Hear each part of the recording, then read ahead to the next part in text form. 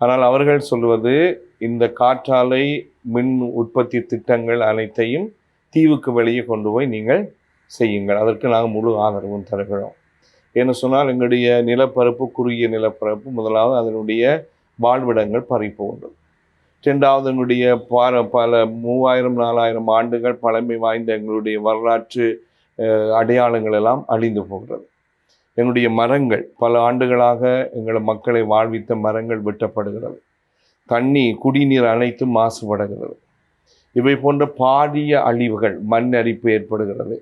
இவை போன்ற பாரிய அழிவுகள் ஏற்பட்டு இன்னும் சில ஆண்டுகளில் தீவு இல்லாமல் போகின்ற ஒரு நிலை, அது காரணம் நாங்கள் மனிதர்கள் வாழ முடியாத ஒரு நிலை இங்கே ஏற்படலாம். அதனால் நாங்கள் சொல்கிறோம், இந்த திட்டங்களை நீங்கள் நகர்த்துங்கள், தீவிலிருந்து பெருநிலப்பரப்புக்கு நகர்த்துங்கள், நாங்கள் உங்களுக்கு முழு ஆதரவும் தருகிறோம், எங்களை வாழ விடுங்கள், எங்களுடைய மக்கள் நலத்தோடு எங்களுடைய வளத்தோடு எங்களுடைய பிள்ளைகளோடு எதிர்கால சந்ததியோடு சந்தோஷமாக வாழ்றதுக்காக இந்த நிலத்தை விடுங்கள் என்று சொல்லி தான் நாங்கள் எங்களுடைய போராட்டத்தை முன்னெடுக்கிறோம்.